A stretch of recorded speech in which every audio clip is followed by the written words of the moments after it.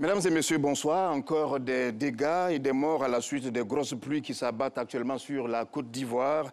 Comme chaque année, comme si on ne s'attendait pas à la pluie, à la saison des pluies, des maisons sont emportées avec leurs habitants, des routes sont coupées, l'eau de ruissellement emporte tout sur son passage naturel occupé par les habitations, les bidonvilles, mais aussi les bâtisses que vous pourriez envier, s'effondrent aussi.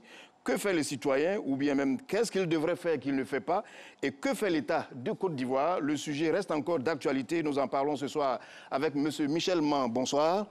Bonsoir. M. Michel Man, vous êtes président de l'ONG AFED. L'AFED, c'est une ONG de sécurité qui traite de la question souvent.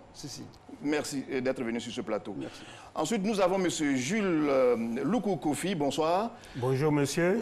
Président du conseil d'administration de la Fédération des réseaux et associations de l'énergie, de l'environnement et du développement durable. Ce sont des sujets sur lesquels vous avez souvent travaillé parce que vous travaillez, votre matière première, c'est l'environnement. C'est bien cela? Tout à fait. Et ensuite, bonsoir à M. Amara Sanogo. Bonsoir, monsieur. M. Amara Sanogo, vous êtes le directeur général de l'Office national de l'assainissement et du drainage, ONAD. C'est logé au ministère de la Construction, du Logement, de l'Assainissement et de l'Urbanisme. C'est bien cela? C'est cela. Bonsoir. Nous avons ensuite le général Kili Fiacre. Bonsoir. Bonsoir. Directeur général de l'Office national pour la protection civile, ONPC. Je ne me trompe pas du tout. Exact. Et nous terminons par le docteur Nikez Lille-Nielbin. Bonsoir. Bonsoir. Vous êtes sociologue. Oui. Et l'année dernière, d'ailleurs, il y a exactement 13 mois, nous avions appelé sur ce plateau, comme certains, pour parler de ce même sujet. Nous verrons aujourd'hui s'il y a des évolutions. En tout cas, merci à vous, messieurs, d'avoir accepté notre invitation sans condition. Avant les échanges que nous allons avoir tout de suite, regardons ensemble cet élément. Comme annoncé par la météo, les pluies diluviennes cette année s'annoncent fortes et ont déjà occasionné des pertes en vie humaine et des dégâts matériels. D'importantes précipitations sont également annoncées sur l'ensemble du territoire national les jours qui arrivent. Des mesures préventives sont déjà en cours, mais des inquiétudes demeurent. Nous allons voir tout de suite le reportage de Astou Touré. Carrefour de l'Indénié, des véhicules presque engloutis par les eaux de pluie. À Yopougon, les pluies diluviennes ont occasionné la mort de 2 personnes, un homme et une fille de 16 ans. En Côte d'Ivoire, les pluies diluviennes provoquent régulièrement des dégâts et des pertes en vies humaines. En 2016, elles ont coûté la vie à 16 personnes. En mai 2017, ces inondations, 2 disparus, 25 blessés, 1139 maisons inondées et 233 habitations effondrées selon le bilan du gouvernement. À l'issue d'un conseil des ministres, le porte-parole du gouvernement, Bruno Koné, avait averti que cette année, la saison des pluies s'annonçait plus forte que celle de l'an dernier, avec d'importantes précipitations sur l'ensemble du territoire national. Pour minimiser les effets de la grande saison des pluies au compte de l'année 2018, des mesures préventives sont déjà en cours d'exécution dans le district autonome d'Abidjan. Espérant compter sur l'esprit civique des populations, le gouvernement a entrepris des travaux de curage et d'entretien des ouvrages primaires de drainage, notamment dans les communes d'Abobo, Cocody et Koumassi. Voilà, messieurs, nous allons parler premièrement des causes de ces sinistres. Nous allons par la suite parler de la responsabilité des différents acteurs et finalement, nous allons terminer par comment faire face à la situation. Je voudrais commencer par vous, monsieur Michel Man. Lorsque vous regardez aujourd'hui la situation en 2018, est-ce que vous voyez des évolutions véritablement? Évolution, je ne vois pas trop parce que chaque année, les inondations, ça se répète. Et la population en souffre parce qu'il y a assez de décès à tout moment et ce n'est pas une bonne note pour l'État. Donc l'État est garant de la vie de la population et quand les telles situations se produisent, l'État est un peu dérangé. Donc il faut apporter une solution adéquate pour remédier à ce problème. Je pense qu'il faut que des actions soient conjuguées et pour appuyer effectivement l'État. Lorsque vous dites que l'État est dérangé, ce n'est pas seulement l'État, c'est tout le monde qui est dérangé à la fois. Mais est-ce qu'aujourd'hui, quand vous regardez la situation, vous sentez qu'il y a une évolution dans le bon sens que dans 1 an, dans 2 ans, peut-être il n'y aura plus de morts du tout qu'on pourra prévenir cela? Non, c'est un phénomène planétaire, hein, ce n'est pas seulement en Côte d'Ivoire. C'est un phénomène planétaire, mais chaque pays a ses réalités. Donc il faut trouver une solution. Bon, dit a priori qu'il n'y aura pas décès ou bien de sinistres. Depuis l'histoire de l'humanité d'ailleurs, quand on parle de la vie de Noé par exemple, ça existe depuis l'Antiquité, le déluge. Donc, c'est pas, on pas dit que ça va faire. Mais il faut atténuer la situation. En 2018, lorsque vous regardez la situation en 2018 sur la carte de la Côte d'Ivoire, pour ne pas aller ailleurs, vous dites que c'est pareil partout, mais réglons les problèmes ivoiriens. Est-ce qu'aujourd'hui, quand vous regardez véritablement, vous nous sentez en train d'avancer dans le bon sens? Bon, je veux dire sincèrement parlant que les problèmes demeurent, après ça demeure, hein, parce qu'il y a un problème de comportement des citoyens, et il y a un problème aussi, est-ce que l'État, les services de l'État travaillent correctement comme il le faut? Bon, il y a des points d'interrogation. Ou bien, est-ce qu'il y a des moyens qu'on donne à l'État pour faire ce travail? Il y a un point d'interrogation. L'État, un service peut travailler, il peut avoir la volonté de travailler, mais est-ce qu'il y a assez de moyens? S'il n'y a pas assez de moyens, c'est difficile. Donc, c'est là la problématique. Alors, on a la chance d'avoir l'ONPC et l'ONAD sur ce plateau. On leur posera cette question. Mais je voudrais m'adresser d'abord à M. Loukou Kofi. La même question. Sentez-vous aujourd'hui que nous sommes en train de trouver la solution depuis? Bien. Tout d'abord, je tenais à remercier la RTI qui a bien voulu associer les associations qui défendent l'environnement et qui font la promotion du développement durable sur ce sujet aussi important. Bon, nous sommes heureux bien. Pour donc, ceci étant, déjà, oui, allez-y. Ceci étant, la question que vous venez de poser, à savoir, est-ce que le problème d'inondation et puis l'éblouissement du terrain, pour ne pas dire glissement du terrain, sur ce point précis, il faut noter que l'État, pour ma part, et ça n'engage que moi-même, l'État fait des efforts, à savoir tout ce qui est histoire de caniveaux et autres, tout ce qui est routier, l'État engage. Mais ce qu'il faut retenir et qui est aussi important, il faut que l'État associe tous les éléments de l'État, c'est-à-dire toutes les personnes, c'est-à-dire à travers le gouvernement, associer les parties prenantes pour une réflexion, pour pouvoir faire avancer. Puisque ces événements naturels ou anthropiques, ce n'est pas la première fois que ça se pose. Nous sommes en 2018. Quelle solution? Dans ce cas, s'il y a une réflexion, s'il y a des analyses au plus haut niveau, et si les tests, c'est-à-dire les décrets, les arrêtés sont appliqués, et je pense que ces genres de situations, la Côte d'Ivoire devrait surmonter depuis très longtemps. Vous avez le sentiment que cela n'est pas fait? Non, je n'ai pas dit ça. Non, la preuve en est que vous dites, mais moi je comprends. Non, non, non, je n'ai pas dit ça. La preuve en est que je vous ai dit que l'État fait des efforts. Quand je parle des tests et des décrets, ça veut dire que quelque chose est déjà fait au niveau de l'État à travers le gouvernement. Ça, c'est un acquis. Oui. C'est-à-dire quand je parle, suivez un peu l'évolution. Oui, mais on vous suit parfaitement. Maintenant, c'est l'application qui va suivre. C'est vous qui le dites encore. Oui, c'est moi qui le dis que l'application va suivre. C'est justement la question que je vous pose. Oui. Est-ce que, jusqu'à présent, quand vous regardez la situation, vous avez le sentiment que ces textes ne sont pas appliqués?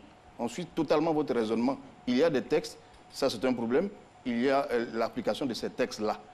Est-ce que vous avez le sentiment que ces textes ne sont pas appliqués? Non, je ne dis pas que les textes ne sont pas appliqués.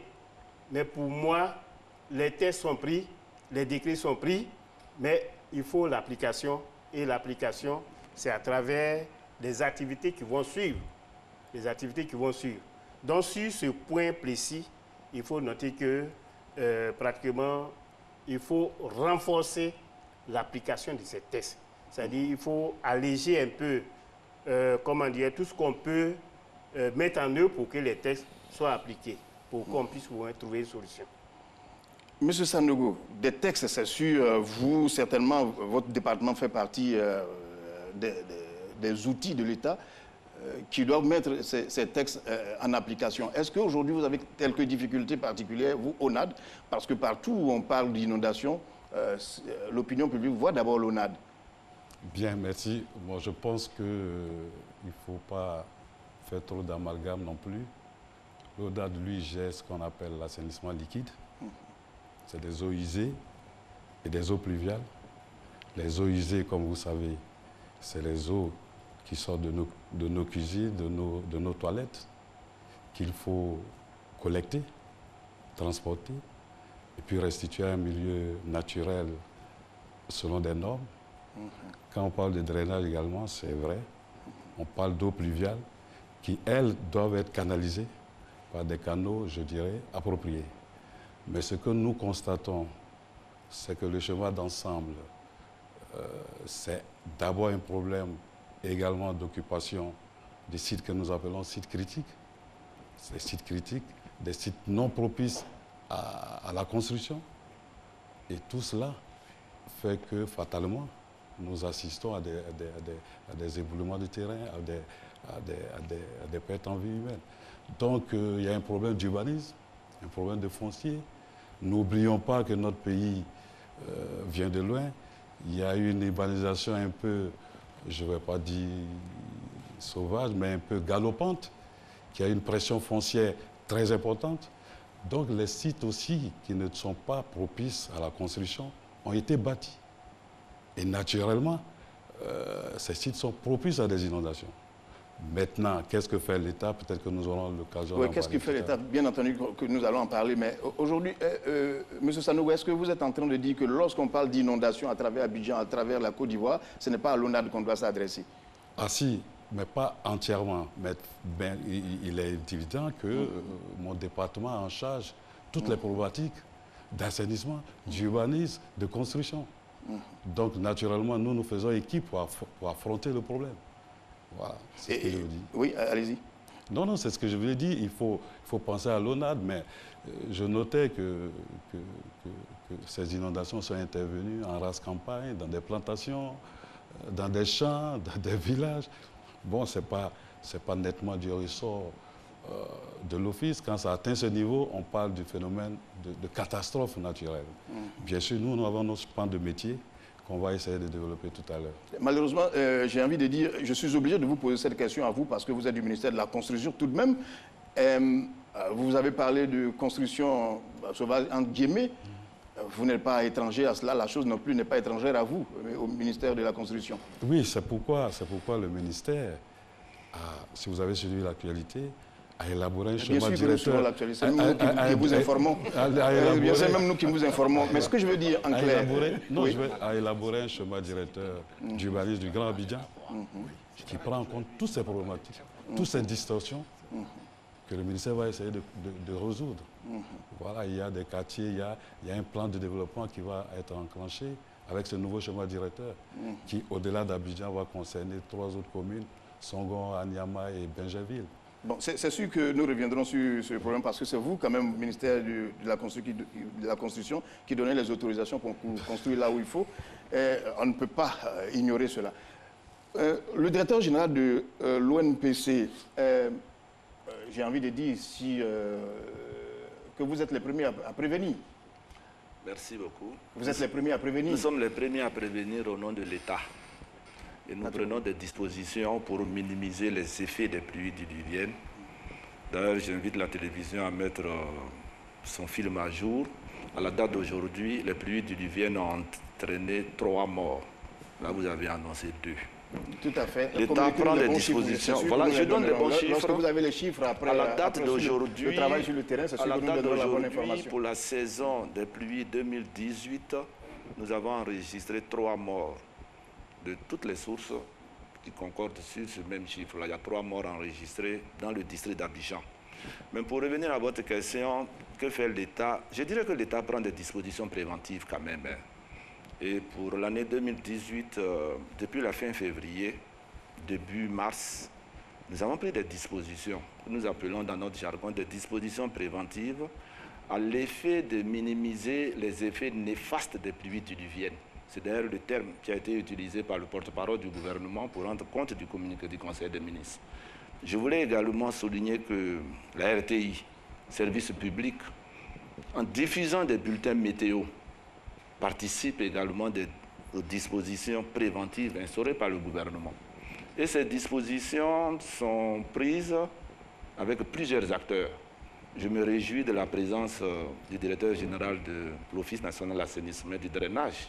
En curant les caniveaux, sont des dispositions préventives. Des campagnes de sensibilisation, nous allons vers les populations, ce sont des dispositions préventives. Une session ministérielle s'est tenue sous la houlette du ministre de l'Intérieur et de la Sécurité. C'est une disposition préventive. Mais la pluie a commencé à tomber, donc nous rentrons maintenant également, en plus de la prévention, dans l'opérationnel. Et nous disons disposition préventive et opérationnelle. Opérationnelle parce que le risque zéro n'existe pas. Vous le savez très bien. La pluie est un phénomène naturel. Nous souhaitons qu'il pleuve, hein, sinon le directeur général de l'Office national de l'eau potable va nous en vouloir. L'État joue sa partition. D'ici la fin de l'émission, nous allons interpeller également les citoyens sur leur rôle. Chacun doit jouer sa partition pour une meilleure protection de notre population, pour une meilleure gestion des conséquences.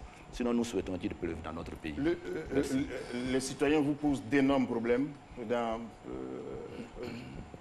la réalisation, dans l'application et dans la faisabilité. Quand nous disons que nous allons interpeller les citoyens posent des problèmes. L'État réalise de gros ouvrages. Mais ces ouvrages devraient permettre l'écoulement facile des eaux. Ne joueraient pas ce rôle lorsque ces ouvrages sont utilisés comme des dépotoirs d'ordures ménagères. Le ministère de la Salubrité, de l'Environnement et du Développement durable a affiché, il y a quelques semaines, dans les rues d'Abidjan, des affiches pour demander à la population, la rue n'est pas un dépotoir. Faisons preuve de civisme aussi. L'État va jouer sa partition, que chaque citoyen joue sa partition. L'État ne peut se substituer à tout le monde. C'est vrai, l'action de l'État est confrontée à des difficultés. C'est vrai, on aurait voulu voir beaucoup plus de travaux d'assainissement. Mais le rôle de l'État, c'est de prévenir, mettre la population en garde, les sensibiliser. Cette émission rentre également dans cette politique. L'Office national de la protection civile coordonne pour le compte de l'État cette campagne. Et l'organisation est faite de telle sorte qu'il y a un commandement unique, c'est l'Office national de la protection civile. L'État a eu le temps d'étudier l'aléa et la vulnérabilité, de mettre en place des structures. Tout le monde parle du plan Orsec, mais c'est ça le plan Orsec. L'organisation des secours. Plusieurs départements ministériels sont concernés. Les moyens publics et privés sont regroupés et les secours sont portés à la population. C'est des dispositions prises par l'État. Très bien. Bon, qu'est-ce qui donne l'impression aux populations que les choses, il n'y a pas eu de prévention comme il faut, de façon précise, de façon nette? Je m'inscris en faux contre cette affirmation. Nous faisons des campagnes de prévention dans les communes du district d'Abidjan et à l'intérieur de la Côte d'Ivoire. Vous êtes vraiment écouté? Justement, j'en arrive. C'est pour cela que je disais tout à l'heure, il faut que chacun joue sa partition. Quelquefois, des équipes combinées de l'Office national de la protection civile, de l'ONAD, de la direction de la météo, se rendent dans une commune du district d'Abidjan. Nous avons pris les contacts avec les directeurs techniques qui sont nos interlocuteurs. Monsieur Lassiné, nous arrivons dans ces communes et très souvent, c'est nous qui attendons les personnes que nous sommes venus sensibiliser. C'est une réalité que nous vivons. Nous sommes en pleine campagne dans les districts d'Abidjan.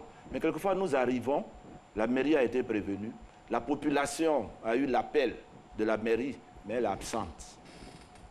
Et cela montre une sorte de désintérêt. Monsieur Ngelbin, alors, lorsqu'on écoute souvent les développements sur ce sujet, on a l'impression que l'État dit que ce sont les citoyens, que les citoyens disent que c'est l'État qui en fait moins. Quelle est votre position? Pour nous, sociologues, la responsabilité des menaces, des risques et de la sécurité appartient d'abord à chacun. C'est chacun qui, par instinct de survie, doit savoir ce qu'il faut faire quand il pleut, quand il y a le soleil, quand il y a des intempéries. Depuis que le monde est monde, les catastrophes naturelles ont toujours existé et l'homme s'est toujours plus ou moins défendu ou pris les dispositions pour s'en prémunir. Il se trouve qu'aujourd'hui, nous sommes dans des États organisés à qui toute la communauté confie le monopole de la gestion des risques et des menaces. Donc, de ce point de vue, c'est pour cela que vous avez raison, parce qu'on a l'impression que l'État ayant tous les moyens, c'est à l'État de tout faire.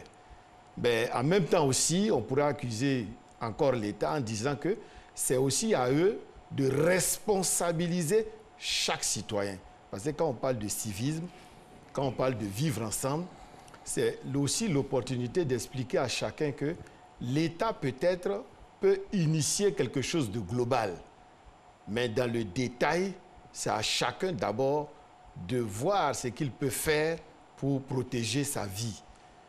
C'est vrai, dans les constructions anarchiques, l'État a la responsabilité des permis ou de la destruction des lieux qui ne sont pas convenables, mais c'est aussi à nous de savoir que chaque année, de telle période à telle autre, il pleut, et en fonction des actes que nous posons, parce que c'est ça la responsabilité, construire où il ne faut pas construire, transformer les rues en dépotoirs, etc., etc. On aura beau dire on attend l'État, l'État ne fait pas son travail, mais les statistiques macabres ou les morts qu'on compte, c'est d'abord la population elle-même.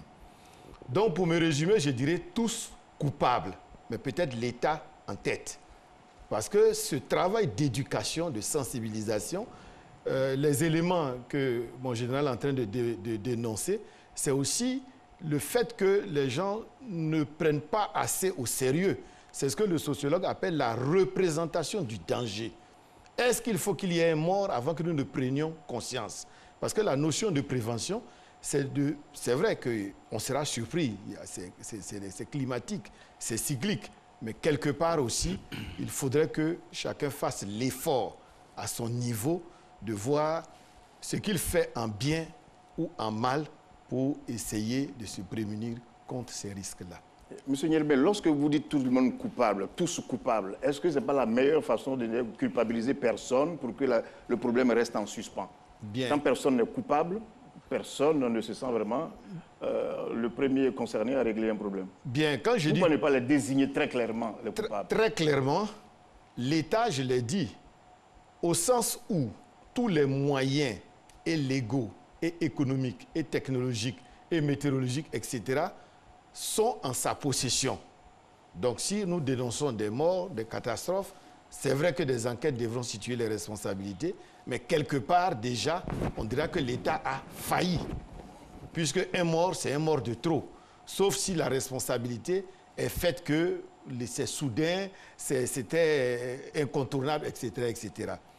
Nous, la population, nous sommes également coupables, soit par la manière dont notre relation au danger, c'est-à-dire que nous ne prenons pas conscience des risques.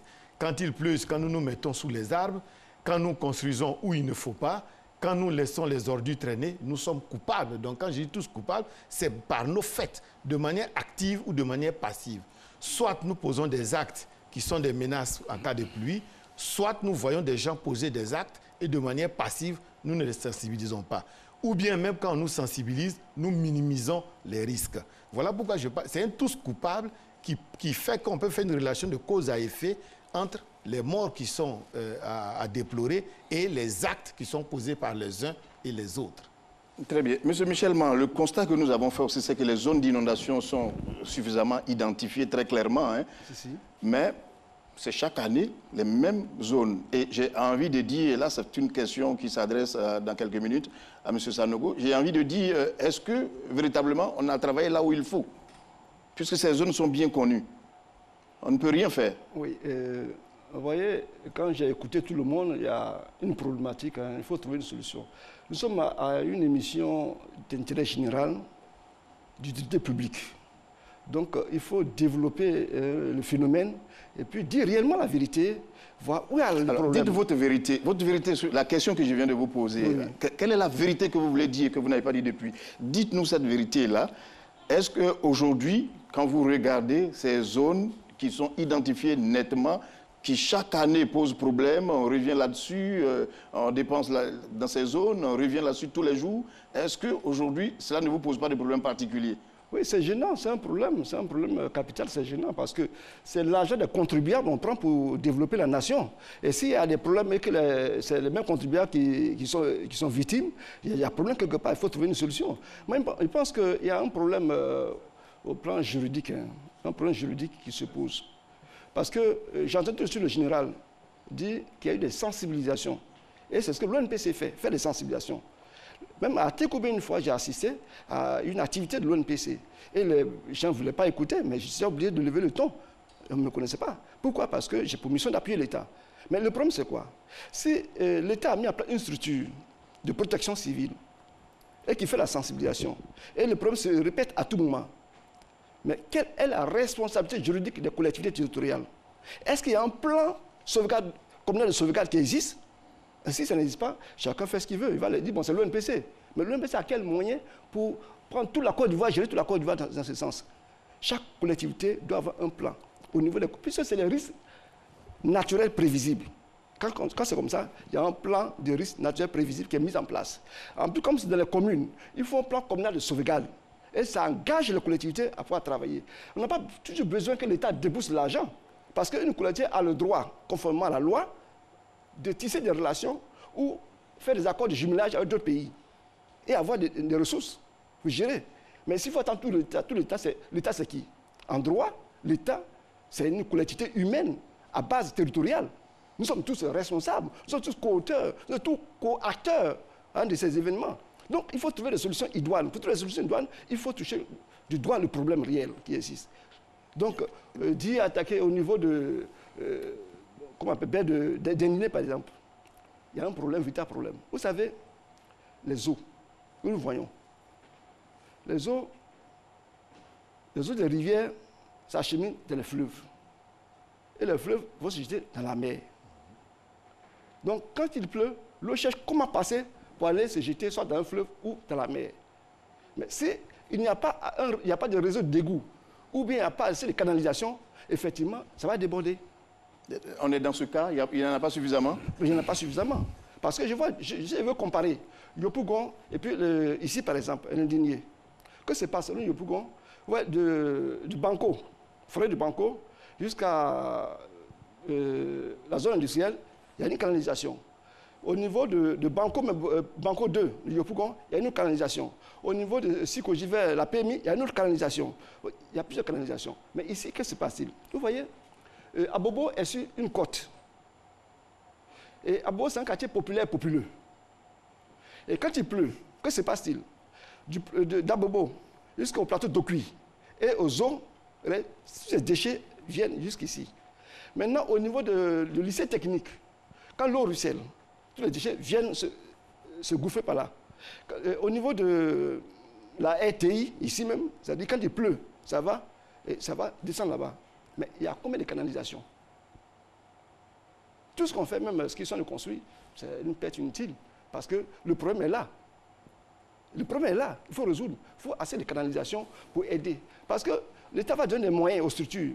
On peut faire la sensibilisation, c'est cela. Mais s'il n'y a pas ces structures-là, ces mécanismes, c'est difficile. D'accord. Monsieur Loukou Kofi, quelle est votre réaction? J'ai envie de dire, on ne peut pas trouver de coupable. Réaction sur quoi? Votre réaction par rapport à tout le développement qu'il a eu à faire, là où l'eau doit passer, ne doit pas passer, sur un déficit de... Oui, moi, mon problème, je ne réagis pas sur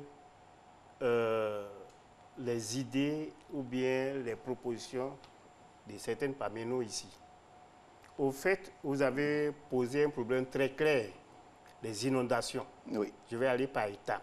Oui, allez-y. Et ces inondations, je pense que ça ne date pas de 2018.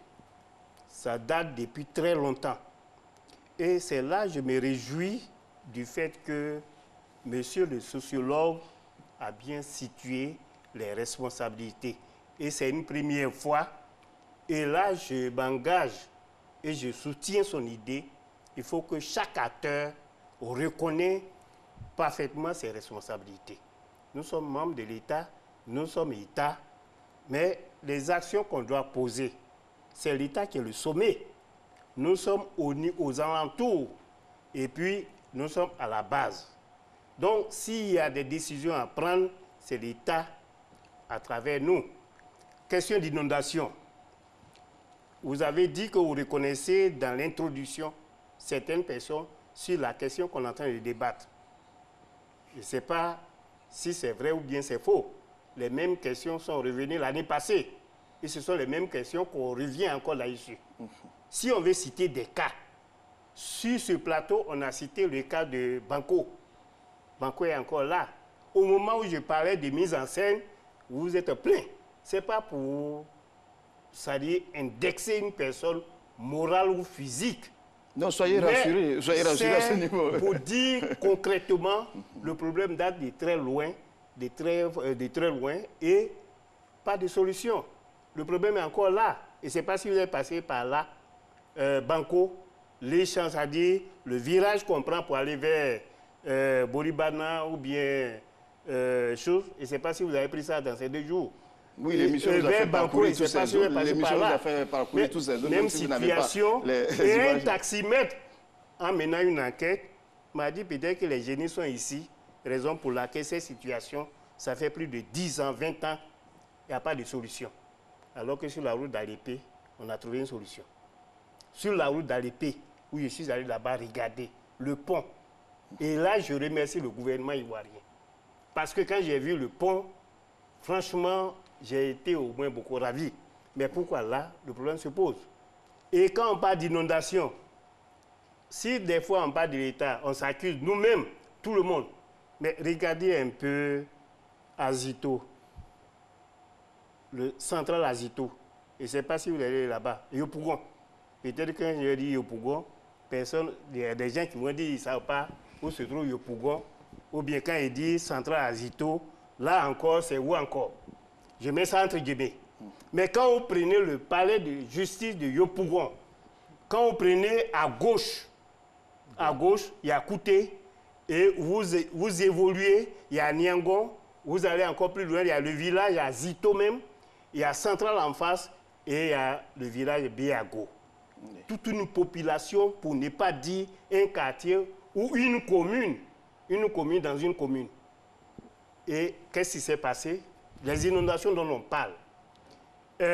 Devant Azito, si vous êtes à l'habitude d'aller là-bas, on voit une roue qui est montée. Les gens qui vivaient là depuis 2006, sur un terrain viabilisé, et le ministère de la Construction ici, je suis heureux de le voir. Aujourd'hui, c'est France Population en 2018. Quand il pleut, c'est l'inondation totale. Je vous le dis. Et après cette émission, et que tous ceux qui sont ici, on puisse effectuer une mission là-bas. J'ai été heureux d'aller là-bas pour constater ce fait. Les gens qui ont acheté des terrains qui ont été, comment dirais-je, viabilisés et tout, ces personnes qui ont investi sur les trucs se trouvent dans l'eau aujourd'hui où je parle. Pourquoi? Parce qu'il y a eu déjà une route passée. Et je ne sais pas qui est responsable. Est-ce que c'est Azito? Est-ce que c'est l'extension du port? Est-ce que c'est le gouvernement ou bien le ministère de la Construction? On ne sait pas. Mais il faut qu'on passe au moins là-bas pour voir la responsabilité. Quand on parle de l'État, ce sont des faits palpables. Et le chef de village de Biago ne va pas dire le contraire. Il est amer. Il est amer, je vous le dis. Voilà une situation, toute une population dans cette commune, dans une commune, pour un quartier, il n'y a pas de route, tout est inondé. Et quand on parle d'inondation, pourquoi ce phénomène? Je vous ai dit dans mon introduction, le phénomène est naturel et anthropique. Naturel parce que quand il pleut, c'est tout à fait normal qu'il y ait une pluie. Mais quand il pleut, cette franche population, leur salut, c'est qu'il pleut pour qu'au moins les ordures puissent au moins se déverser quelque part, puisqu'il n'y a pas de voie. La route est totalement dégradée. Ça veut dire que les véhicules qui collectent ces ordures ne peuvent pas avoir assez. Regardez bien dans Abidjan. La capitale économie, les autres ne peuvent pas. Donc, leur salut, il pleut, ils sont obligés de mettre ça au bord et vous allez prendre un peu le truc pour voir tous les quartiers riverains du plan d'eau, la lagune ébriée, vous allez voir que les ordures sont au bord. Pourquoi? Parce que ces quartiers ne sont pas accessibles. Donc, quand il pleut, leur salut, l'eau doit partir. Et peut-être ils vont réjouir de la pluie, mais ils vont pleurer aussi parce qu'il y a d'autres franges de la population qui... Très bien. Vous avez été... Oui, allez-y. Vous avez été... Non, je passais juste la parole à M. Sanogo pour qu'il oui, réagisse vous avez passer justement. la parole, mais ça c'est après l'émission. Je pense qu'il y a le suivi de l'émission. il faut qu'on fasse au moins des missions avec l'équipe pour voir concrètement. Mais ce n'est vraiment pas ça le problème. La preuve, vous êtes sur ce plateau, c'est parce que nous sommes soucieux de la situation. Tout à fait. Monsieur Sanogo, est-ce que ce que vous avez entendu aujourd'hui, vous avez une idée claire de cela? Vous avez fait un tour, le ministère de la Construction a fait un tour sur le terrain pour constater que certains endroits où des documents officiels ont été remis à des populations, ces populations habitent là où on ne devait pas habiter. Bien, moi je vais être très clair sur le sujet. D'abord, j'ai dit tout à l'heure que c'est quand même 20 ans de retard que nous avons. Oui. On a parlé tantôt, est-ce qu'il y a des avancées? Bien sûr, l'État en a tellement pris conscience qu'il s'est donné maintenant les moyens d'attaquer ce problème. Oui, en effet, la situation en Côte d'Ivoire était peu reluisante. Pendant de nombreuses années, les infrastructures n'ont pas suivi. Vous vous souvenez qu'en son temps, c'était des quartiers d'abord viabilisés, des terrains bien situés, qu'on vendait. Donc, j'ai parlé tantôt d'une urbanisation galopante qui a fait que l'État s'est devenu incontrôlé. Mais l'État a pris ses résolutions. Il y a eu une étude institutionnelle de politique sectorielle en 2011 qui dit quoi? Qui dit, mais quel est le diagnostic? Quelle est la situation? Oui, créons un office. Oui, prenons des tests réglementaires. Ah oui, l'État a la tâche. Moi, je vais vous dire deux petites choses. L'office a été opérationnel en 2014. Depuis 2014, nous avons lancé ce qu'on appelle des opérations de pré-saison des pluies. Mais ne concerne que les sites critiques qui sont du ressort de l'État dans une agglomération donnée. Ils sont connus, c'est l'Indénié, c'est le Banco, c'est Bonomé, etc. Ça, en général, en février, tous ces travaux sont lancés. Maintenant, vous aurez compris aussi que depuis 2014, il n'y a pas une seule inondation à l'Indénié. Qu'est-ce qui s'est passé cette fois-ci? Je vais vous dire le constat de nos équipes. Mais tout à l'heure, monsieur, en évoquant ce quartier spécifique que nous connaissons bien, a dit que c'est un quartier qui a été viabilisé.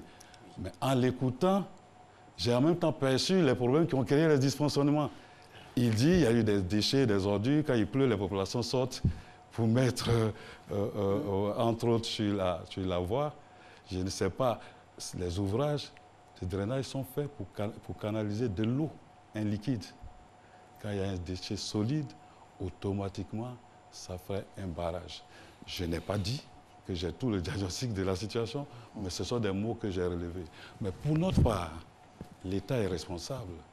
C'est parce qu'un État, il est tellement responsable qu'il a pensé, qu'il a mis en place des mécanismes et une structure pour attaquer le problème. L'ONAD aurait pu ne pas exister, on n'en parlerait pas aujourd'hui. On aurait dit, bon, qu'est-ce que fait l'État? Mais quand l'ONAD a été opérationnel, il s'est trouvé un plan stratégique. Il a fait un bon diagnostic de la situation.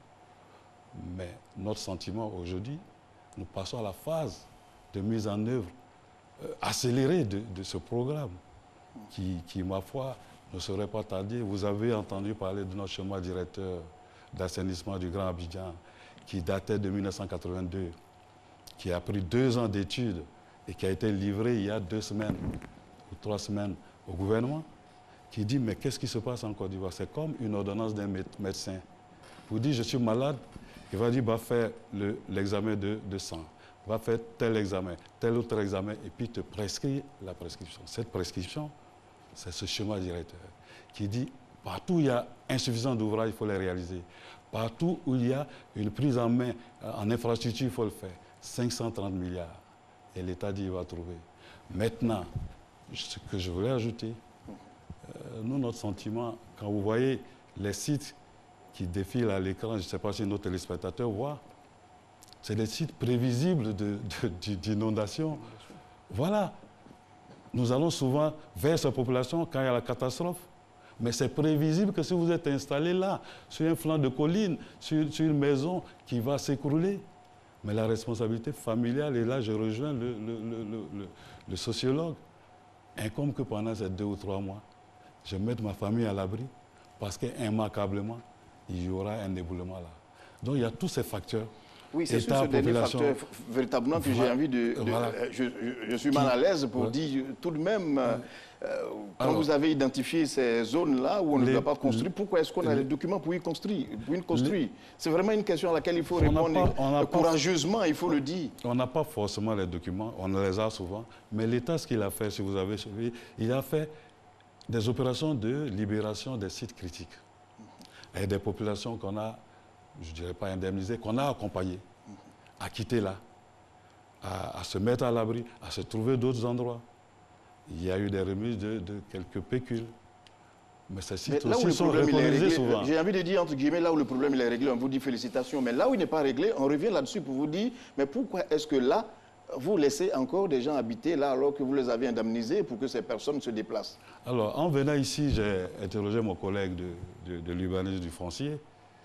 Oui, ces personnes sont revenues, mais il y a une opération en cours pour encore aller les tirer de là. Mais vous voyez que c'est au forceps que l'État leur dit, mais ici, il n'y a pas de solution technique. Quand il va pleuvoir, vous serez inondés. Ça aussi, il faut qu'on ait le courage de le dire. Si j'ai l'habitude de dire, si je prends mon matelas, je vais m'asseoir en pleine autoroute, il est probable qu'une voiture me renverse. Donc, il y a des sites qu'une famille ne doit même pas habiter. Maintenant, il y a des endroits qui sont la responsabilité de l'État. Oui, je l'ai dit tout à l'heure, on avait un gros retard dans le domaine, mais l'investissement va suivre pour rattraper, pour démultiplier ces ouvrages. Voilà la responsabilité de l'État. Elle ne se dérobe pas, mais elle dit en même temps, quand bien même j'aurais réalisé toutes ces infrastructures, quand bien même j'aurais fait créer des caniveaux, des canaux plus importants, avec ces 530 milliards, si un comportement ne suit pas, fatalement, on aura le même résultat. Très bien. Cela, voilà. Oui, cela s'explique. Bon, général, je voudrais... là, je m'adresse à vous parce que vous avez parlé de prévention. Je sais. Il y a certains sites que vous avez désignés très clairement depuis longtemps. J'ai envie de dire, en regardant un de vos rapports, nous avons vu, par exemple, la pyramide qui ne devait plus être là. À moins que je me trompe, vous rectifierez.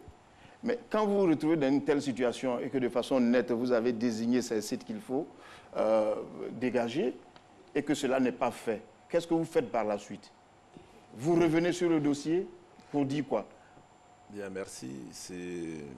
Nous revenons sur le dossier. Nous n'abandonnons pas le dossier tant que le problème que nous avons posé n'est pas réglé. Et tout à l'heure, le DG de l'ONAD le disait, l'État a la responsabilité de la sécurité de sa population. Toute forme d'insécurité est une préoccupation pour l'État. Donc, l'exemple que vous citez, c'était la pyramide au plateau, qui présentait un véritable danger. Un audit de sécurité a été effectué par plusieurs structures de l'État. Nous avons fait un rapport en son temps pour rendre compte au ministre de l'Intérieur des risques que courait cette population qui habitait en ces lieux. Une décision a été prise, cette population est partie. Des travaux devraient débuter. Par la suite, nous avons appris que ce bâtiment a été cédé à un opérateur privé, laquelle vente aurait été remise en cause. Mais pour le moment, ce que nous pouvons dire, c'est qu'officiellement, il n'y a plus personne qui habite la pyramide. Contrairement à ce qui était avant notre rapport. Mais je voudrais dire, c'est vrai, on me dira la suite du DG de l'ONAD, c'est pour ça que je me réjouis de sa présence sur le plateau. Nous ne discutons pas de la responsabilité de l'État. Mais ce que nous voulons demander, l'État a beaucoup de choses à faire. L'État a un plan pour réaliser les ouvrages, mais pendant que l'État réalise ces ouvrages, pour préparer les Ivoiriens à faire face aux inondations, phénomène prévisible chaque année, nous savons qu'à partir de mai, juin, juillet, il va pleuvoir. C'est un constat, on n'a pas à le discuter. Mais pendant que l'État réalise ses travaux, le sociologue l'a dit, La meilleure sécurité, c'est d'abord celle qu'on prend pour soi-même et sa famille. L'État est responsable, mais les citoyens que nous sommes avons notre part de responsabilité. C'est un phénomène naturel. Suivez l'actualité. Avant-hier, il a plu en France avec de nombreuses inondations. Aux États-Unis, avec tous les moyens dont disposent les États-Unis d'Amérique, dont dispose la France. Hier, on a vu en France, tant que l'homme, le citoyen ivoirien ou celui qui réside en Côte d'Ivoire ne prend pas conscience de son rôle pour éviter d'être emporté par les eaux, nous allons toujours, chaque année, faire face au même phénomène. Ce n'est pas un plaisir pour l'Office national de la protection civile, chaque année, à la même époque, d'être sur ce plateau pour tenir le même langage à cette même population. On a envie de dire, mais général, vous prêchez dans le désert. Oui, certaines personnes me le disent, mais je dis, nous sommes comme des pédagogues. Quand un enseignant dispense un cours, il va le répéter. Et nous allons le répéter chaque année quand il va pleuvoir. L'État réalise des ouvrages, nous allons continuer à sensibiliser les gens, nous allons continuer à leur donner des conseils. Mettez-vous à l'abri, ne construisez pas au bas du flanc des collines. C'est vrai, nous avons eu sur le terrain à rencontrer certaines personnes qui avaient des titres de propriété. C'est vrai dans des endroits où il ne fallait pas. Mais c'est vrai aussi que nous avons eu affaire à des situations où les personnes n'avaient pas de titre de propriété. Donc, le sociologue l'a dit, nous le répétons, les responsabilités sont partagées. Mettons-nous à l'abri lorsqu'il pleut. N'obligeons pas l'État chaque fois à venir porter secours, à venir assister les populations.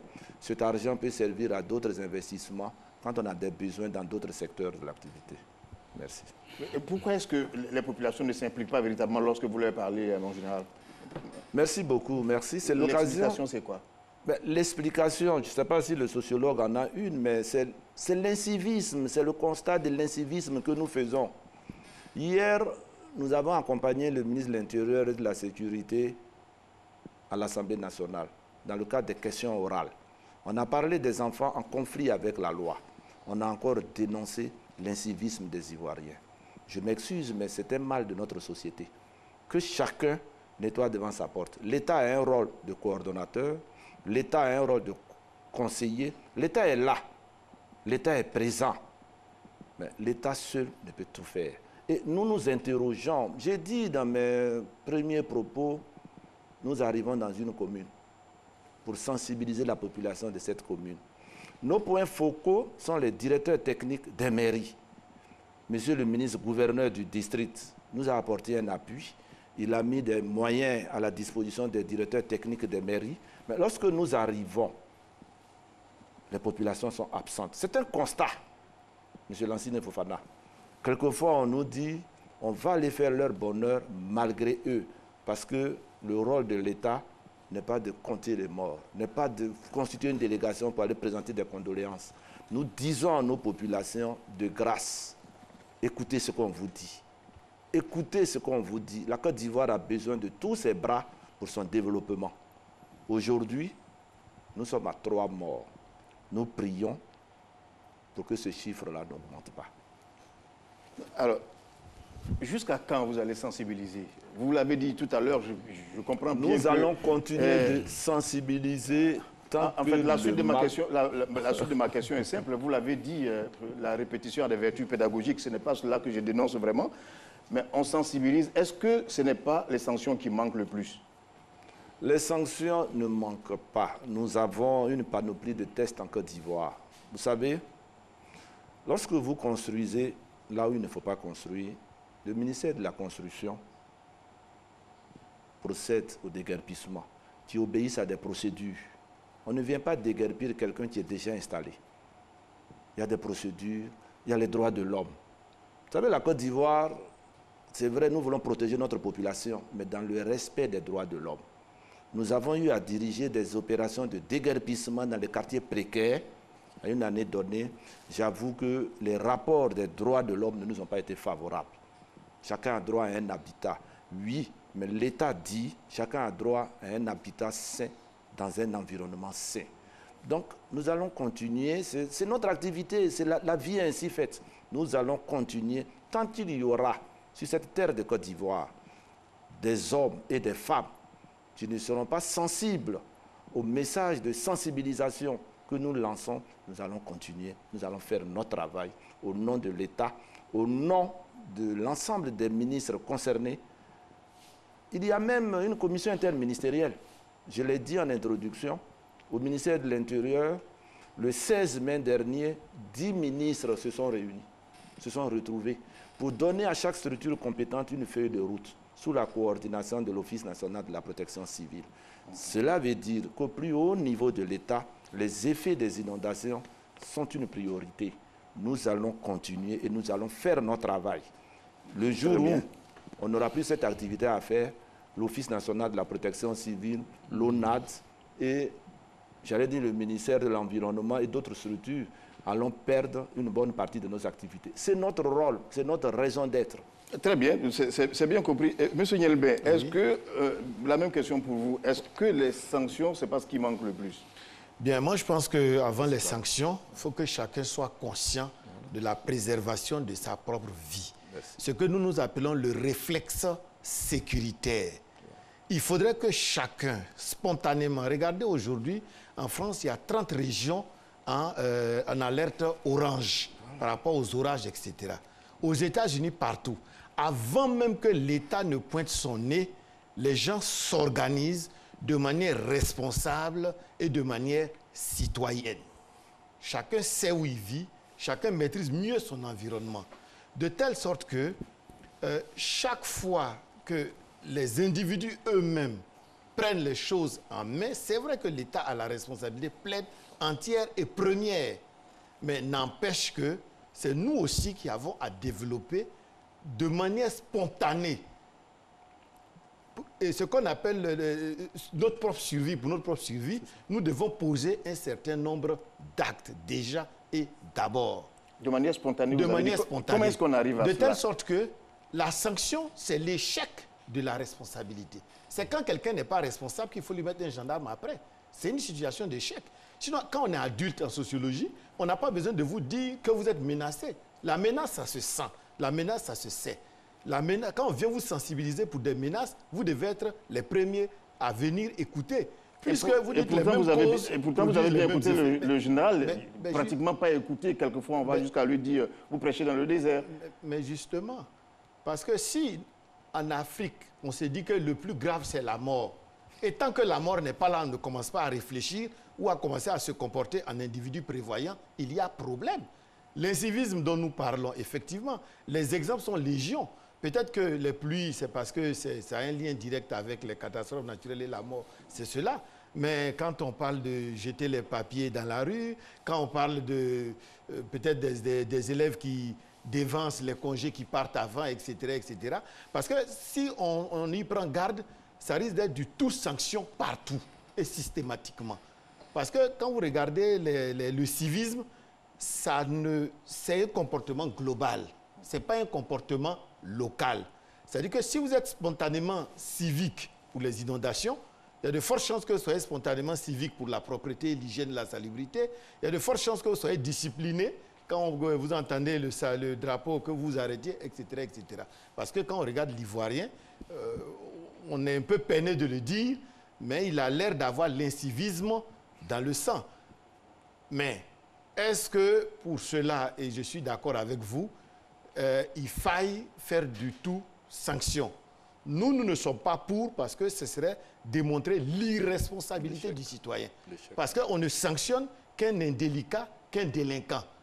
Mais si nous ne nous considérons pas comme délinquants, pensons plutôt nous-mêmes à développer des réflexes sécuritaires, pensons nous-mêmes à nous comporter en adultes. C'est vrai que l'État devra faire sa part, mais nous aussi, nous devrons faire notre propre part.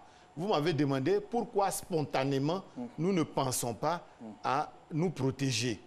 Mais véritablement, cette question-là nous pose problème. Parce que nous pensons que ce qu'il y a au-dessus de tout pour un être humain, c'est sa vie.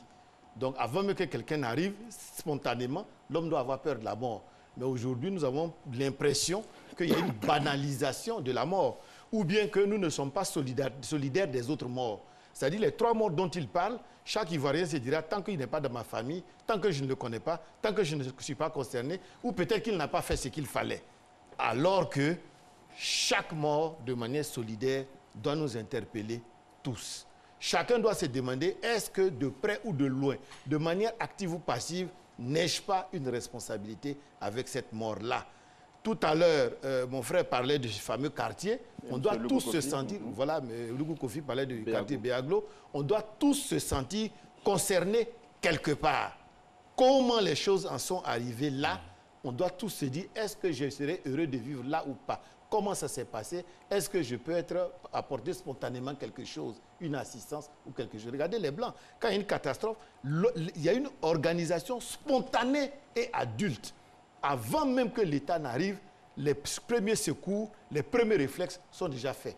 Et vous voyez que là-bas, les populations même vont vers la protection civile et ils apprennent déjà les gestes de base, élémentaires, comme dit le... Voilà. Et c'est ce que nous ne faisons pas. Nous nous attendons jusqu'à être surpris et se retrouver les pieds sous terre et toujours dénoncer les mêmes choses au même moment, sur les mêmes lieux et rien ne change. Vous êtes optimiste sur le très long terme, c'est cela? Ben, comme les mêmes causes produisent les mêmes effets, je ne peux être que pessimiste. Parce que si vous regardez il y a 20-30 ans, les gens semblaient beaucoup plus consciencieux. Voyez-vous, il pleuvait dans les années 70-80, il pleuvait parfois une semaine d'affilée et il y avait moins de morts. Donc, toutes choses étant égales par ailleurs, on peut dire qu'aujourd'hui, on n'oserait même pas imaginer que nous ayons une semaine de pluie. Vous comprenez donc mon inquiétude lorsque je vous dis que les choses empirent véritablement. Oui, véritablement, parce que l'incivisme aussi empire. C'est-à-dire que plus nous sommes nombreux, plus nous sommes, entre guillemets, intellectuels, on dirait que moins nous devenons conscients de la mort. Et ce qui est un vrai paradoxe. Très bien. Monsieur Michel Mann, on a développé beaucoup de choses, mais est-ce qu'aujourd'hui, quand vous regardez les populations installées là où il ne faut pas être installées, est-ce que vous pensez à une urbanisation mal maîtrisée véritablement? Parce que le directeur général de l'ONA le disait tout à l'heure, le schéma directeur d'Abidjan, c'est 1982 pratiquement. Si. Vous savez, tout développement d'une nation se repose sur 3 principes. Premièrement, il faut la reconversion de la mentalité du peuple. Deuxièmement, il faut promouvoir des services et des biens pour la consommation locale. Et troisièmement, il faut les œuvres sociales et humanitaires. Quand on parle de sensibilisation, d'éducation de la population, c'est à tous les niveaux. Même au niveau de l'État, des services de l'État même d'ailleurs. S'il y a ces quartiers qui sont viabilisés, ou les quartiers les gens, n'importe qui s'installent comme ils veulent, mais c'est parce qu'il y a un certain laxisme. Il y a des agents de l'État, par exemple, qui reçoivent de l'argent et qui laissent les choses faire. Ça, c'est courant. C'est très courant. Et puis, je vois très mal, j'ai dit que j'ai entendu le général, je vois très mal que l'État aille sensibiliser, les gens vont écouter. Ça, c'est impossible, il ne faut pas écouter. Pourquoi? Parce que, l'autre tout à l'heure, nous venons de loin. Et quand on voit l'État sur le terrain en train de sensibiliser, on dit, mais c'est là, ils sont là-bas, ils bouffent ceci, cela. C'est difficile. Il faut des acteurs civils et associatifs sur le terrain, coordonnés ou assistés par l'État via l'UNPC. Qu'est-ce que ça dit? Il y a les associations de secouristes. L'État même a formé des secouristes sur le terrain. Il faut les organiser. Quand je prends le cas de la France, par exemple, qu'est-ce qui s'est passé? Au niveau de Georges Pompidou, qui était Premier ministre à l'époque, en 1965, il a organisé des associations de protection civile dans tous les départements pour que les gens prennent des initiatives. Mais si elle n'a pas, c'est difficile. L'État seul ne peut rien faire. Et c'est impossible. Nous, en tant qu'ONG, je prends le ministère de l'Environnement. J'ai fait une proposition une fois au ministère de l'Environnement. Les déchets qui traînent par-ci, par-là. J'ai fait un projet de convention, j'ai approché. Je dis, bon, on peut envoyer des opérateurs économiques, des bailleurs de fonds, ils vont acheter les sachets. Et les gens vont plus acheter les sachets dans les rues. Mais ils ont pris un dossier à tiroir. J'ai fait le tour de toutes les communes de Côte d'Ivoire pour proposer quelque chose. Ils n'ont pas écouté. Tous les services d'ailleurs n'ont pas écouté. Mais là, on dit, bon, il y a les morts, il y a cela. Mais on va chanter, il y a les morts.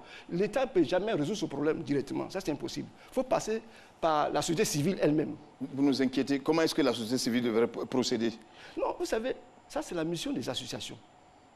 Dans chaque commune, il y a un service qui s'occupe de la vie associative.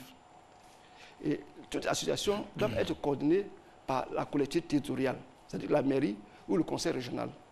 Et en matière de secours, par exemple, l'ONPC, c'est une structure opérationnelle. Déjà, il y a un problème déjà à ce niveau. Parce que tout est à la tête de l'ONPC. En France, ce n'est pas comme ça. En France, il y a une direction générale de la sécurité civile et de la gestion des crises. Et la protection civile ici va gérer le personnel, doit travailler sur le terrain. Si le personnel a des problèmes de sécurité sociale, comment il faut organiser le personnel, ça c'est le rôle de la protection civile en principe. Mais si la protection civile doit faire tout à la fois, et juge et avocat, c'est difficile.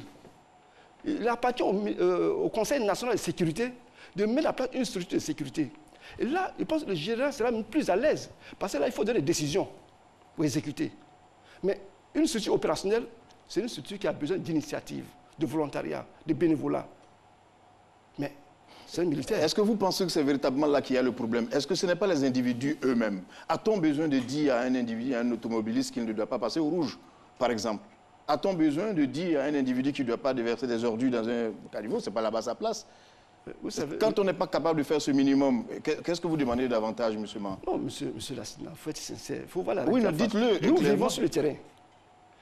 Parce que ce que j'ai dit aussi, ce sont des éléments de terrain. On voit véritablement des gens passer au rouge. Oui. Ça, vous êtes d'accord avec moi? Alors, quand on n'est pas capable de faire ce minimum, quand par-dessus, on jette des ordures quand on est dans une voiture bien climatisée, est-ce qu'on a besoin de dire cela, par exemple, à un individu? Je vous donne un exemple. Je vous donne un exemple très simple. Oui. Vous parlez un peu de la délinquance routière. Mais quand les gens conduisent comme ils veulent, ils ne respectent pas le feu. Mais que fait les services de sécurité? Les services de sécurité créent l'insécurité dans la collectivité. Et comment? Tous les soirs, où il y a les véhicules banalisés, qui ne sont même pas autorisés, ou bien qui n'ont pas de visite technique, et chaque soir, on donne une enveloppe au service de force de l'ordre. Chaque soir. Mais s'il y a un accident, on fait comment? C'est une réalité. Ce sont des réalités sur le terrain. C'est une réalité. Donc, quand c'est comme ça, comment vous voulez qu'on puisse avancer? Les gens se disent, ah, bon, écoutez, hein, c'est la même chose. Dès que les gens font ça, on n'a plus de considération pour l'autorité qui est là. Et ça, c'est gênant.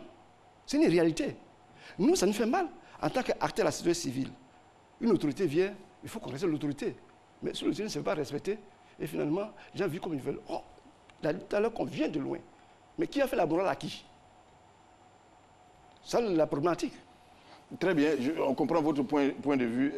Monsieur Loukou Kofi, la question c'était, est-ce qu'aujourd'hui, quand vous regardez la situation, vous pensez qu'il y a une urbanisation mal maîtrisée? Bien, je vous remercie.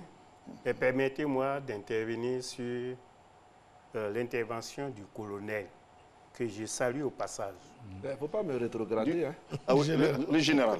Voilà, le général. Non, c'est l'émotion. Sinon, j'allais arriver à ce niveau. Le général. Merci beaucoup. Oui, allez. Bien, il a parlé de sensibilisation et dans son propos, que j'ai beaucoup apprécié et j'ai analysé, il n'y a qu'une seule structure qu'ils ont contactée pour aller faire la sensibilisation à Bobo. À savoir, eux, en tant que représentants du gouvernement, et des deux, en tant que la mairie, en tant que démembrement de l'État à travers le gouvernement. C'est un seul acteur. Et les autres acteurs. Or, la situation qu'on vit, et lui, il est conscient, le privé, en tant qu'entreprise, peuvent intervenir pour soutenir l'État et le privé a toujours fait. Les associations en Côte d'Ivoire, même si la loi qui ne régit pas les ONG, comme ça se passe dans les pays voisins, mais en Côte d'Ivoire, il existe des associations qui participent effectivement au développement et qui protègent l'environnement. La preuve en est que ma présence ici, il s'agit bien sûr d'une fédération. Nous avons les moyens humains pour vous accompagner. Combien de fois vous avez associé ces types d'associations thématiques qui peuvent vous aider à régler le problème? Lorsqu'il y a eu, déversement de déchets toxiques, il a fallu la FERIAD au cours d'une réunion au cabinet du Premier ministre, où le Premier ministre était en mission d'alors, où le ministre de l'Environnement, le ministre en charge de l'environnement d'alors était en mission. Au cours de la réunion, c'est Greenpeace qui a mis la main sur le bateau Propo Kuala. Et là, on était comme ça et il fallait trouver une solution dans l'immédiat, sinon Greenpeace libérait le bateau. j'ai demandé aux représentants du ministère de l'Environnement qui étaient à cette réunion, est-ce que le directeur du cabinet n'est pas présent? Il m'a dit oui. Envoyez un coup de fil pour que le directeur du cabinet du ministre de l'Environnement d'alors envoie un message au nom du gouvernement. Ça a été moi et c'est la Fériade. Combien de fois vous avez associé ce type d'association? Et c'est la raison pour laquelle on a trouvé les traces de bateau Probo Kuala. Mais quand on a trouvé, quelle est la suite? Et lorsqu'il y a eu des incompréhensions entre nous ici, ce sont toujours les associations déterminées qui sont allées voir l'ONU à travers Kofi Annan à l'époque pour un fonds pour accompagner l'État de Côte d'Ivoire à hauteur de 210 milliards. À l'époque, c'était clair, monsieur Loukou Kofi. Je vais revenir. Oui, mais non, mais parce que monsieur Loukou, oui, ce sont des éléments. Actuellement, monsieur Loukou c'est Kofi, pour arriver sur la sensibilisation. Justement, la question que je vous avais posée, oui, mais je vais arriver là. Vous avez profité pour répondre. Dire concrètement mais la parenthèse, au niveau de la sensibilisation, voilà, il faut... le représentant du gouvernement à travers le colonel, le général, toujours l'émotion à travers le général, auquel je suis associé, toutes les parties prenantes. Merci beaucoup. Très bien. Accompagner l'action. Le message voilà le message est passé. Vous dites clairement qu'il y a certains acteurs importants qui ne sont pas associés aux décisions, aux prises de décisions. Alors, vous avez développé longuement. Maintenant, répondez à ma question, celle que je vous ai posée. Vous voyez que finalement, vous l'avez oubliée. Non, j'allais revenir sur ça. C'est vous qui êtes pressé. Je ne suis pas pressé parce que nous, on gère aussi le temps. On n'a pas tout le temps. On fait pas. Oui, on ne prend pas une parenthèse. C'est pas pendant 5 minutes non plus. Voilà. Est-ce que l'urbanisation, aujourd'hui, vous pensez qu'il y a une urbanisation mal maîtrisée? C'est ce qui nous amène aussi à ce que... Moi, je n'ai jamais été pessimiste dans ma vie.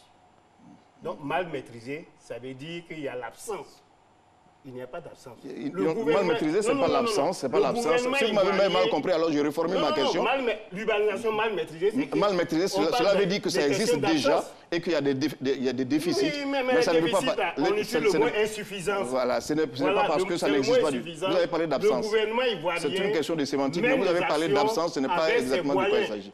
Voilà. Donc, je ne peux pas dire que ça a été mal maîtrisé. D'accord. Ça, je ne peux pas le dire. Mais je ne vous donne pas une réponse. Les questions sont à moi, les réponses sont à vous. Je vous pose une question, mais seulement je dis vos parenthèses sont trop longues pour que nous puissions répondre à certaines questions. Il y a aussi des actions qu'il faut accompagner, qu'il faut faire pour qu'au moins on puisse rattraper un peu ce que l'insuffisance. Moi, je parle en termes d'insuffisance, mais pas en termes d'absence. C'était votre propre mot, l'absence. Vous êtes l'auteur de ce mot, ce n'est pas moi du tout. C'est symboliste de, comment dirais-je, insuffisance, comment dire, absence. Non, c'est l'existence, mais avec des déficits. Et j'encourage le gouvernement dans ce sens. D'accord. Monsieur Sanogo, monsieur le directeur général de l'ONAD, vous le pensez, lorsqu'on parle d'une urbanisation mal maîtrisée, vous le pensez, non? Non, tantôt, j'ai dit tout à l'heure que la situation était peu reluisante à la création de l'office. Et donc, il y avait un diagnostic alarmant qui disait que les infrastructures ne suffisent pas. Ça, l'État l'assume, l'État l'affronte directement. Et c'est pourquoi l'État se donne les moyens de démultiplier ces infrastructures. Mais quand on parle d'urbanisation, moi j'ai dit galopante. Voyez-vous, il y a des images qu'on montre où il y a des morts d'hommes, mais c'est des endroits inconstructibles. On ne peut même pas réaliser des ouvrages là-bas. Donc, est-ce qu'on dirait que c'est pas un manque d'assainissement, c'est un manque, une insuffisance de drainage? Mais c'est parce que, à l'origine, le site inconstructible a été bâti. Il y a un aspect qu'on n'a pas évoqué tout à l'heure, c'est qu'on a observé également que sur un territoire géographique, communal ou à l'échelle d'une ville, tous les sites ne sont pas constructibles. Il y a des bassins d'orage, il y a des cuvettes, on va appeler ça pour que nos parents comprennent les bas-fonds. C'est des sites naturels de rétention d'eau, mais qui, des petits malins, en profitent pour emblayer, pour construire là. Donc, ce que nous disons à l'ONAD, l'État a tellement bien pris le problème à bras le corps qu'il a créé l'office, qu'il a dit qu'il faut qu'on attaque le problème. On reprend les schémas directeurs. C'est la base de cet instrument de planification est la base de tout. On constate que oui, il y a des inondations à Abidjan. Qu'est-ce qu'il faut faire? Où est-ce qu'il faut faire des ouvrages? Où est-ce qu'il faut les réaliser? Dans quelle proportion? Dans quelle dimension? C'est ça le schéma directeur. Sur 255 villes en Côte d'Ivoire, il y a 7 qui avaient des schémas directeurs qui étaient même devenus caducs. Il faut reprendre tout cela. On aura, à fin 2018, on aura réalisé au moins 16 schémas directeurs des principales villes de la Côte d'Ivoire. Et l'État se donne les moyens de dire, ah oui, j'ai une absence d'infrastructure, je vais rattraper ce retard. Mais j'ai ajouté que pour le peu qui existe déjà, il est mal utilisé. Et je crains fort bien que lorsqu'on va réaliser autant d'infrastructures, qu'il y ait toujours ces mêmes effets de mort d'homme qui, ma foi, je vous assure, font très mal. Mais on n'a pas besoin de mourir quand il pleut. C'est une bénédiction, le général a dit. Même si je suis installé sur les flancs d'une colline, sur les flancs d'un ravin, je peux raisonnablement, et je rejoins le professeur, dire, ah, je peux aller voir tel parent, pendant 3 mois, est-ce que vous pouvez m'accueillir, je peux mettre mes enfants à l'abri. Il y a cet instinct naturel qu'on doit avoir soi-même. Et après, l'État, lui, il assume son rôle. C'est pourquoi, quoique sachant que les populations ne suivent pas, met en place ce plan ORSEC qui, quand il est déclenché, c'est du sauvetage. On n'a pas évoqué un autre aspect. Le général a évoqué les ministres concernés par ce plan ORSEC. Il y a l'agriculture, parce que l'inondation a eu lieu dans les champs aussi. Oui, ça, l'année dernière, compromis certaines récoltes, nos niveaux de performance sur certaines cultures spéculatives. Donc, on ne parlera même plus de l'ONAD là-bas, on parlera de pluviométrie exceptionnelle. Oui, l'État a conscience de son rôle. L'État dit, je ne suis même pas peut-être à 10-15% de mes performances encore. J'étais à l'étape de faire le bon diagnostic, d'être le médecin qui va délivrer l'ordonnance. Je vais commencer à réaliser les ouvrages. Voilà ce que l'État lui dit. Donc, pour corroborer le fait qu'on parle toujours des populations à sensibiliser, pour ma part, vous vous souvenez-vous, quand on était plus jeune, cette même population était disciplinée. On voyait des services qui passaient de porte en porte. À la limite, celui qui versait de l'eau devant ses portes était réprimandé. Mais nos populations, le sociologue va nous expliquer qu'est-ce qui se passe. Mais on est un peu dénaturé. Mais ce n'est pas lié qu'aux quartiers qu'on peut appeler les quartiers populaires ou les quartiers UP. Nous, on a connu des phénomènes de libération d'emprise dans des quartiers comme à Labra, les quartiers les plus UP, où raisonnablement, le monsieur il est installé, mais c'est le salon, dans son salon, c'est nos ouvrages qui sont en dessous. Mais l'ouvrage est là, il ne va plus fonctionner. Mais l'État prend de l'argent, nous met en mission pour aller libérer ces emprises. Mais non, moi je pense que cet argent peut servir ailleurs. Peut servir utilement pour nos écoles, pour la santé, etc. Donc, je conclue à ce niveau pour dire, l'État est tellement conscient de ce qu'il doit faire qu'il s'est donné les instruments pour attaquer le problème. Et très bientôt, vous verrez, partout où il y a insuffisance d'ouvrages, l'État va les réaliser. Dans ce chemin directeur, il y a la priorité des priorités, suivie au plus haut niveau, mais l'État va réaliser. Mais l'État dit, aidez-nous, la RTI, aidez-nous, les ONG, à avoir un autre regard sur les ouvrages. Ces ouvrages, nous, on les inventorie comme un patrimoine. Comme chez vous à la maison, vous avez un lit, un frigo, c'est des ouvrages numérotés par nous, qui ont un cycle de vie, qui sont suivis, qui sont des éléments de patrimoine de notre pays, de nous tous. Mais alors là, quand il pleut, je vais rebondir sur l'Indénié. Depuis 2014, il n'y avait rien comme inondation à l'Indénié. Ce qui s'est passé tout simplement, c'est que cet Indénié, c'est quand même le bassin de Gourou, c'est 26 mètres carrés, 26 km carrés. 2600, voilà, 26 km carrés, qui part d'Anador, d'Okui, etc. Mais tous les déchets étaient là, de la pneumatique, des frigos, etc. Mais l'État fait l'effort d'enlever les ordures dans des centres de groupage. Mais ce n'est pas notamment qu'on les dépose dans nos barrages écrêteurs, dans nos bassins de rétention, mais qui sont venus faire un écran. Et fatalement, l'ouvrage principal n'a pas fonctionné ce jour-là. Voilà. C'est tout. Très bien. En tout cas, on l'a tous constaté. Bon, on va voilà. prendre les 10 dernières minutes pour poser véritablement la dernière question. Sur cette dernière question, je crois qu'on aura la réponse qu'il faut. Il n'y a pas de dernière Comment, ah oui, pour l'émission, en tout cas, il a une dernière question. Comment faire face véritablement à cette question? Mon général, par où vous commenceriez? Merci. Je pense que pour faire face à cette question, il y a des actions qui doivent être entreprises. J'allais parler comme quelqu'un d'autre concomitamment. L'État réalise les ouvrages d'assainissement, d'écoulement des eaux. Le citoyen ivoirien met en pratique le réflexe sécuritaire. Parce que nous l'avons démontré sur le plateau. Je voudrais dire à M. Loukou et M. Ma que les institutions étatiques n'ont pas le monopole de la sensibilisation. Et que ce soir même à 19h, au moment où nous quittions le ministère de l'Intérieur et de la Sécurité pour venir à cette émission, le ministre de l'Intérieur et sa collègue de la famille, de la solidarité, étaient avec les ONG de la société civile pour débattre des thématiques. Donc votre rapport est bienvenu. Le colonel est là, il prendra vos contacts, après nous allons vous appeler. Donc pour faire face à cette situation, je dis toujours, les pluies, les inondations, les feux de brousse, ce sont des phénomènes naturels. Même dans les grands pays, ces phénomènes interviennent. L'État joue sa partition, mais nous, citoyens, le sociologue l'a dit, nous devons jouer notre partition. Vous savez, M. Lancinet, au cours des campagnes de sensibilisation dans certains quartiers, j'ai eu à dire à certains chefs de famille, je vous demande pardon, si vous voulez mourir là, parce qu'il habite au bas d'une colline, si vous voulez mourir, mourrez seul.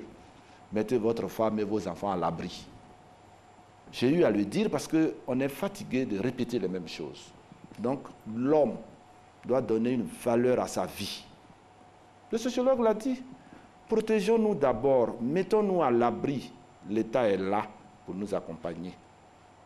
C'est ce que je pourrais dire pour l'instant. Alors, M. Nielbé, oui.